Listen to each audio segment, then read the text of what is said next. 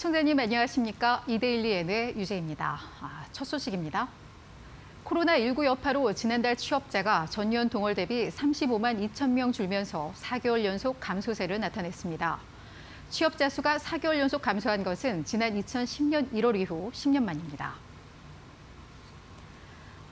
통계청이 발표한 2020년 6월 고용 동향에 따르면 올 6월 취업자는 2,705만 5천 명으로 전년 동월 대비 1.3% 감소했습니다. 15세 이상 고용률도 60.4%로 1.2%포인트 하락했습니다.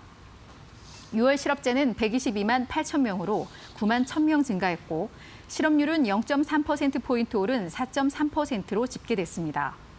실업자와 실업률 모두 같은 달 기준으로 통계 작성을 시작한 1999년 이후 최고치입니다. 국제유가가 반등하면서 6월 수출입 물가가 모두 2달 연속 상승했습니다. 한국은행이 발표한 6월 수출입 물가지수에 따르면 지난달 수출 물가는 전월 대비 0.3% 올라 2개월 연속 올랐습니다. 다만 전년 동월 대비로는 6% 내려 13개월 연속 하락했습니다. 원달러 환율 하락으로 반도체를 포함한 컴퓨터, 전자 및 광학기기 수출 물가가 내렸지만 유가 상승으로 석탄 및 석유 제품이 상승했습니다.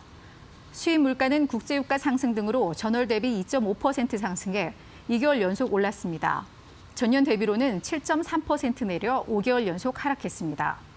원재료가 9.9% 크게 올랐고 중간재도 0.9% 상승했습니다. 반면 자본재와 소비재는 각각 0.6%, 0.8% 하락했습니다. 도널드 트럼프 미국 대통령이 홍콩에 대한 특별 지위를 박탈하는 행정명령에 전격 서명했습니다. 로이터 통신 등 현지 언론에 따르면 트럼프 대통령은 이날 백악관 로즈가든에서 진행한 기자회견에서 이같이 밝혔습니다. 트럼프는 또 중국의 홍콩 국가보안법 시행에 관여한 중국 관리들과 거래하는 은행들을 제재하는 내용의 법안에도 서명했습니다. 앞서 미국 하원과 상원은 지난 1일과 2일 만장일치로 이 법안을 가결한 바 있습니다. 이날 트럼프 대통령은 중국을 향해 코로나19를 은폐하고 전 세계에 퍼뜨린 데 대해 모든 책임을 물을 것이라고 경고했습니다. 한국가스공사와 현대자동차가 융복합형 수소 충전소 구축과 운영을 위한 합작법인을 설립합니다.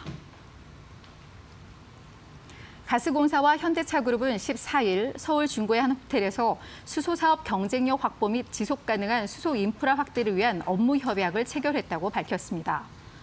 이번 협약으로 가스공사와 현대차그룹은 수소 인프라 전반에 걸친 생태계 조성을 위한 공동사업을 발굴하기로 했습니다.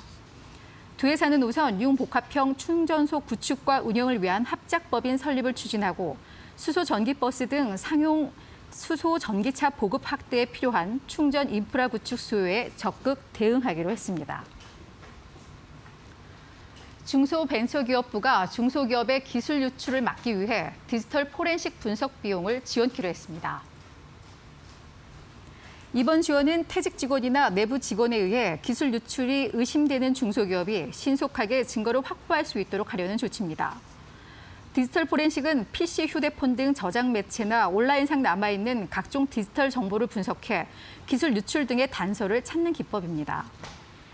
중기부 관계자는 기술 유출이 대부분 디지털 기기를 통해 발생하고 있고 피해 기업은 고소 신고에 앞서 증거 확보를 위해 이를 조사할 필요가 있다며 디지털 포렌식 지원 사업을 연말까지 시범 추진할 계획이라고 밝혔습니다. 지금까지 이데일리N의 주요 뉴스들 정리해드렸습니다. 이어서 간추린 소식입니다.